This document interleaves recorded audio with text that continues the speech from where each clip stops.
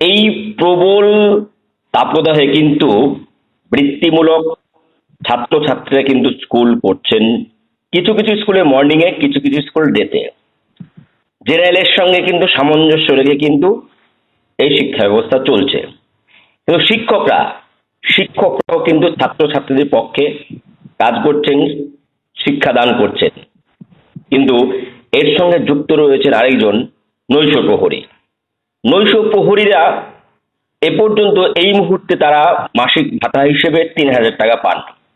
আগামী দিনে কি তারা এটা আরো বেশি পেতে পারেন, বা IOSMS পোর্টালের মাধ্যমে পেতে পারেন, বা বর্তমান যে শিক্ষক, প্রশিক্ষক, শিক্ষাকর্মী যারা আছেন তাদের যে ভাতা, এই ভাতা কি বাড়ার কোনো সম্ভাবনা কি আদৌ দেখা যাচ্ছে, নাকি এই যে অবস্থার মধ্যে আছে 3% ইনক্রিমেন্ট নিয়মিত প্রতি বছর যেটা হয় তার মধ্যেই থাকবেন?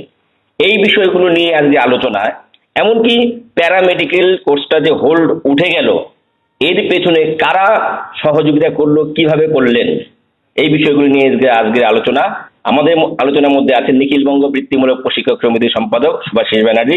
সুভাষিস বাবু, আপনার নমস্কার আমাদের অধিকার ইউটিউব চ্যানেল। হ্যাঁ, নমস্কার। সুভাষিস বাবু, আমাদের স্পেসিফিক কয়েকটা প্রশ্ন আপনার কাছে আছে আমাদের অধিকার ইউটিউব চ্যানেলের পক্ষ থেকে। এই প্যারামেডিক্যাল কোর্সের যে হোল্ড দীর্ঘদিন পরে উঠে গেল, এবং নৈশ প্রহরীদের যে ভাতা ৩,০০০ থেকে বাড়ার কোনো সম্ভাবনা আছে কি না, বা IOSMS পোর্টালে তারা তাদের নাম ঢুকবে কিনা, এই বিষয়ে আপনার কাছে কি তথ্য আছে, কি বলবেন আপনি আমাদের ওদিকে ইউটিউব চ্যানেলে? আচ্ছা, তাপসবাবু, প্রথমেই বলি যে আপনার এই আমাদের অধিকার চ্যানেলের মাধ্যমে সারা রাজ্যের বৃত্তিমূলকের সঙ্গে যুক্ত শিক্ষক, প্রশিক্ষক, শিক্ষাকর্মী এবং নৈশ প্রহরীদের আমরা সংগ্রামী অভিনন্দন জানাচ্ছি। তার কারণ আপনারা দেখেছেন যে আমরা যেটা বারবার করে বলছিলাম যে ঐক্যবদ্ধ হলেই দাবি আদায় সম্ভব, এবং সেটাই প্রমাণ হলো যে ABVTTA, WA এবং ABVTA তারা যৌথভাবে সংগ্রামী মঞ্চের প্ল্যাটফর্মে দাঁড়িয়ে যে লড়াই, প্রথমে 4 দিনের যে রাস্তার আন্দোলন আপনারা সেখানে দেখেছেন যে সারা রাজ্যের থেকে শিক্ষক, প্রশিক্ষক সেখানে উপস্থিত হয়েছিল, তাদের প্রতিবাদ। এবং শুধু রাস্তায় বসে থাকা নয়, আমরা সেই ওই 4 দিনের মধ্যেই বিভিন্ন দপ্তরে যেভাবে আমাদের বক্তব্য নিয়ে গিয়েছিলাম, তার একটা ফল আমরা কিন্তু কিছুদিনের মধ্যেই পেয়েছি। এবং নির্বাচন চলাকালীন আমরা যে 3 লক্ষ টাকা আমাদের রিটায়ারমেন্ট বেনিফিট, সেটা বাড়িয়ে 5 লক্ষ টাকা যেটা অর্ডার দিয়েছিল, সেই অর্ডারটা আমরা নির্বাচন চলাকালীন আদায় করতে পেরেছি। এটা গেল প্রথম সাফল্য। দ্বিতীয় সাফল্য, আমরা বারবার বলছিলাম যে নানা রকম দপ্তরে গিয়ে ডেপুটেশন দেওয়া, কিন্তু দেখলাম যে এভাবে হচ্ছে না। তখন আমরা সরাসরি সিইও যে অফিসার এসছেন তার সঙ্গে আমরা দেখা করি। দেখা করে বিস্তারিতভাবে সমস্ত পেপার সামনে রেখে আমরা সংগ্রামী মঞ্চের মানে বৃত্তিমূলক সংগ্রামী মঞ্চের পক্ষ থেকে অর্পণ মজুমদার, সমীর তালুকদার, আমি সুভাষিস ব্যানার্জি, সমীর ভাস্কর, আরো অনেকে, তারা সকলে মিলে যে ওনাকে তথ্যগত অবস্থান থেকে অবিলম্বে এটা খুলে দেওয়া যায় এবং কেন এটা ভোল্ট করে রাখা হচ্ছে তার কোনো ব্যাখ্যাও তারা দিতে পারলেন না। এবং আলটিমেটলি দেখা গেল যা, যে সকলের ঐক্যবদ্ধ লড়াইয়ের ফলেই বাধ্য হলো কারিগরি দপ্তর এই প্যারামেডিক্যালের হোল্ড খুলে দিতে। কিন্তু আমি আপনাকে যে কথাটা বলবো, এই হোল্ডটা খুলে দিয়েছে সকলের লড়াইয়ের ফলে, এককভাবে কারুর লড়াই। এই লড়াইটা সামগ্রিক বৃত্তিমূলক সংগ্রামী মঞ্চের মাধ্যমে শিক্ষক, প্রশিক্ষক, শিক্ষাকর্মী, নৈশ প্রহরী সকলে মিলে। কারণ আমরা বারবার বলেছিলাম যে একজনের ঘরে আগুন লাগলে আপনি যদি নিশ্চিন্ত থাকেন, আগুনটা কিন্তু ক্রমশ আপনার ঘরে ছড়িয়ে পড়বে। এবং এটাই চাইছে এই বর্তমান সরকার। এবং এই বর্তমান সরকারের এই দৃষ্টিভঙ্গিটাকে আমরা মানুষের সামনে তুলে ধরতে চেয়েছিলাম, এবং বৃত্তিমূলক সমাজ সেটা গ্রহণ করেছে। এবং সেই কারণে এই ঐক্যবদ্ধ লড়াই, এবং সেই লড়াইয়ের ফলেই আমাদের এই জয়। তার কারণ আপনি দেখবেন যে 2007 সাল থেকে যে বৃত্তিমূলকের যে সিস্টেম তৈরি হয়েছে, সেই সিস্টেমের পর শুরু হয়েছিল 2005 সাল থেকে। 2006 সালেই যে সরকার যে জিও আমাদের জন্য 580 যে জিও দিয়েছিল, তাতে আমরা যে গ্রুপ বির মধ্যে, সে কথা সরকার বেমালুম এই বর্তমান সরকার চেপে যায়। এবং সেইটাকে আমরা সামনে নিয়ে আসি তখন আমরা ঐক্যবদ্ধ হয়ে গেছি। সরকার বারবার চাইছে আমাদের মধ্যে বিভাজন তৈরি করতে। ওই জন্য দেখবেন 2-4 জন আছে যারা যখন তখন যা খুশি বলে দিচ্ছেন, অথচ নিজেদের কোনো নাম সই ছাড়া প্যাড এবং বক্তব্যেও তাই একই অবস্থা।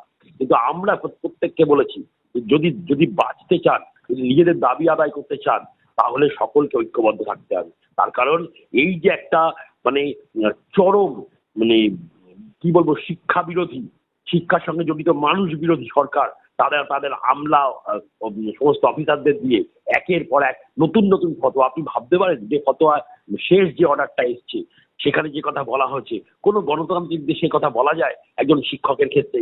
কোথায় নামিয়ে নিতে চাইছে বৃত্তিমূলক শিক্ষক প্রশিক্ষকদেরা?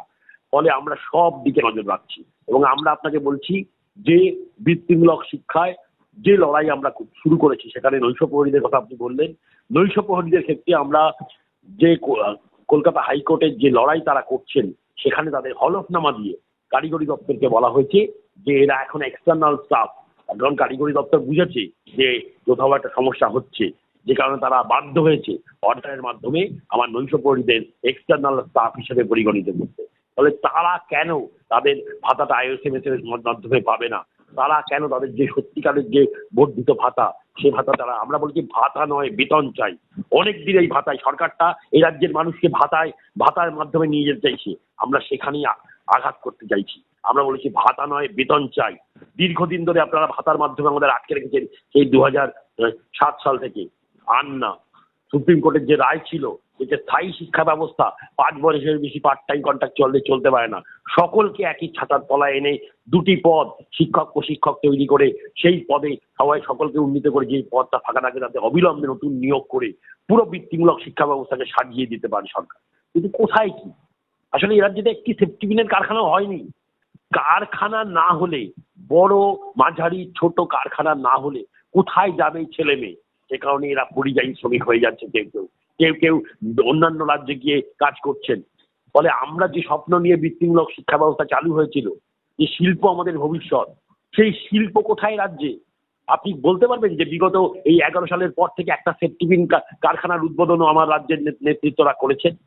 ফলে সেইটাতে আমাদের লক্ষ্য, আমরা এই ছেলে মেয়েগুলোকে কর্মসংস্থানমুখী করে দিতে চাইছি। আর এই লড়াইতে অগ্রণী ভূমিকা নিচ্ছে বৃত্তিমূলকের সঙ্গে জড়িত পুরো সমাজ, এবং সেই কারণেই আমরা ঐক্যবদ্ধ হয়েছি। আর দুটো কথা আপনাকে বলে শেষ করব। 1 নম্বর হচ্ছে, আপনি খেয়াল করে দেখবেন যে অর্ডারটার মধ্যে 2021-এর যে অর্ডার, তাকে একটু রিভাইজ করে যে কথা বলা হয়েছে, এটা অত্যন্ত লজ্জার। একজন শিক্ষকের সঙ্গে এ ব্যবহার একটা দপ্তর করতে পারে, সেটা ওই অর্ডারটা দেখলেই বুঝতে পারবেন যে দপ্তরের ভাবনা চিন্তা কি। যে মানুষগুলো এই অর্ডারটা তৈরি করছেন তারা কারা? তারা সরকারের বিভিন্ন আধিকারিক বা আমলা। ফলে এই পুরো মানে দৃষ্টিভঙ্গিটাই সরকারের দৃষ্টিভঙ্গি, সেটা ওখানে প্রতিষ্ঠিত হচ্ছে। ফলে আমরা সরকারের কাছে সবটা জানাতে চাইছি এবং বলছি যে যে দৃষ্টিভঙ্গি নিয়ে একটা অর্ডার আসছে, সেই অর্ডারটা যদি কেন আজকে বৃত্তিগুলোকে আপনি যেটা বললেন এই সকালবেলা স্কুল করছে সাধারণ শিক্ষা ব্যবস্থার সঙ্গে, আমরা ওয়েলকাম করেছি। তো আমরা সরকারের ভালো কাজগুলোকে সবসময় ওয়েলকাম করি, কিন্তু আমরা বলেছি মাদ্রাসা বোর্ডে যে অর্ডার আপনি দিয়েছিলেন যে ছাত্র ভর্তির ক্ষেত্রে প্রধান শিক্ষকদের দায়িত্ব নিতে হবে, গুরুত্বপূর্ণ ভূমিকা পালন করতে হবে, কেন সাধারণ শিক্ষা ব্যবস্থায়, সাধারণ বৃত্তিমূলক শিক্ষা ব্যবস্থায় স্কুল এডুকেশনে এই অর্ডার দিচ্ছে না? তাহলে নিশ্চয়ই কোথাও গলদ রয়ে গেছে। আমরা সেই কারণেই বলেছি একই অর্ডার মাদ্রাসা বোর্ডে যা দেওয়া হয়েছে সেই অর্ডার সাধারণ বৃত্তিমূলকেও দেওয়া হোক, যে বৃত্তিমূলকের ছাত্র ভর্তির ক্ষেত্রে প্রধান শিক্ষক বা প্রধানদের কার্যকরী ভূমিকা নিতে হবে। এই ছাত্র ভর্তির মাধ্যমে ভাবুন তো, যে বৃত্তিমূলকের ক্ষেত্রে ছাত্র ভর্তি না করলে বৃত্তিমূলক কোর্স চলে না। আপনি বিভিন্ন কলেজ বিশ্ববিদ্যালয়গুলোতে যান, ডিপার্টমেন্ট, আমি আপনাকে দায়িত্ব নিয়ে বলছি, ডিপার্টমেন্টগুলোতে 5-7 জনের বেশি ছাত্র নেই। তাহলে সেই ডিপার্টমেন্টে লক্ষ লক্ষ টাকা বেতন দিয়ে এই অধ্যাপকদের পুষছে সরকার। সেক্ষেত্রে তো সরকারের কোনো না নেই। সব কিছু বৃত্তিমূলকের ক্ষেত্রে অবিলম্বে নিয়োগ চালু করতে হবে। বৃত্তিমূলক শিক্ষা ব্যবস্থাকে এভাবে গলার টিপে মারতে আমরা দেব না।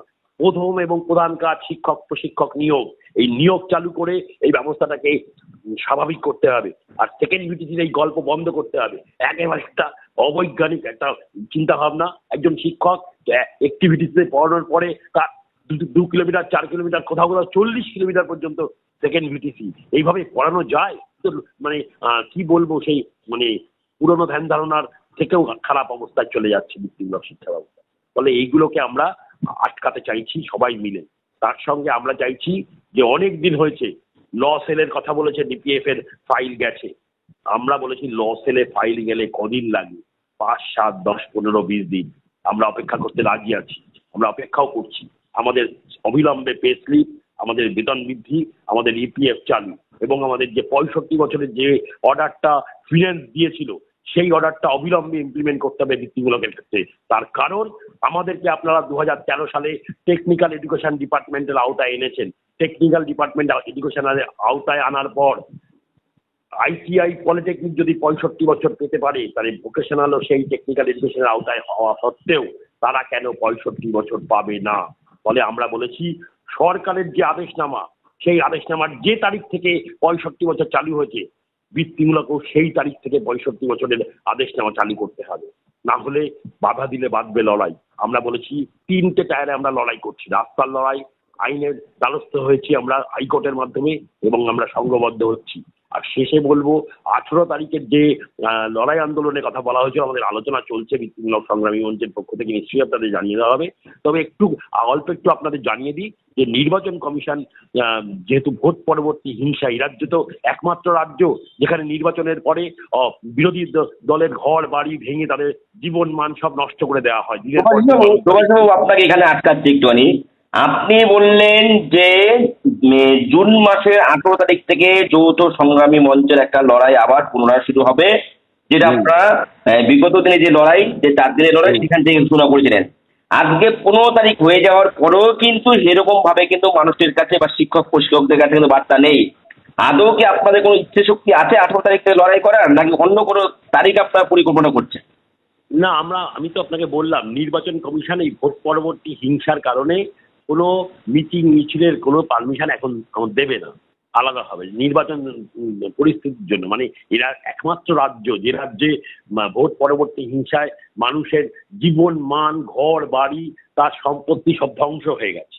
আপনারা কি আবেদন করেছেন আপনার পারমিশনের জন্য?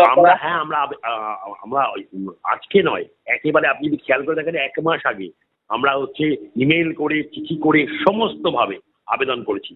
কিন্তু আমরা মনে করছি যেহেতু এই মুহূর্তে নির্বাচন কমিশন, আমরা তাকে গুরুত্ব দিই, আর ভারতবর্ষের যে সংবিধান তা আমরা আমাদের শিরোধার্য করে সরকার মানে যা নিয়ম কানুন সবটা মানব বলেই এই মুহূর্তে যেহেতু কোনো লড়াই মানে মিটিং মিছিল করা যাচ্ছে না, পারমিশন দেবে না নির্বাচন কমিশন। ফলে আমরা আমাদের কাছে সময় আর নেই, তাই বলি, আরে 1 সেকেন্ড বলে নিই আপনাকে। ফলে আমরা বৃত্তিমূলক সংগ্রামী মঞ্চে বসে কি সিদ্ধান্ত হলো আপনাদের সবাইকে জানিয়ে দেব। অশেষ ধন্যবাদ সুভাষবাবু। আপনারা যে সিদ্ধান্ত নিচ্ছেন, আগামী দিনে বঞ্চিত যত শিক্ষক, প্রশিক্ষক, শিক্ষাকর্মী এবং নৈশ প্রহরী, তাদের যে দাবি আদায়, ন্যায্য অধিকার আদায়ের যে লড়াই, বিগত দিনেও আপনাদেরকে দেখা গেছে লড়াই করতে, এবং আগামী দিনেও নিশ্চয়ই আপনারা লড়াই করবেন। কিন্তু আপনি নিখিলবঙ্গ বৃত্তিমূলক প্রশিক্ষক সমিতির সম্পাদক হয়েও আপনাদের নিখিলবঙ্গের পক্ষ থেকে আপনাদের সাংগঠনিক কোনো কর্মসূচি কিন্তু আগামী দিনে সেইভাবে আমার নজরে পড়ছে না। আগামী দিনে তাদেরকে সঙ্গে নিয়ে যৌথ সংগ্রামী মঞ্চে লড়াইতে এগিয়ে আসবেন এবং আপনাদের দাবি আদায় হবে, এইটুকু আশা রেখে আজকে আমার আলোচনা এখানে শেষ করছি। ধন্যবাদ। আমাদের লড়াইটা সবাইকে নিয়ে, সেই কারণে তো আমরা মঞ্চের মধ্যে লড়াই করছি। আমরা এককভাবে লড়াই করে লাভ কি আছে যদি সবাইকে নিয়ে লড়াই করা যায়? সেই কারণেই আমরা ঐক্যবদ্ধ লড়াই করছি। অশেষ ধন্যবাদ সুভাষবাবু, আপনাকে ধন্যবাদ।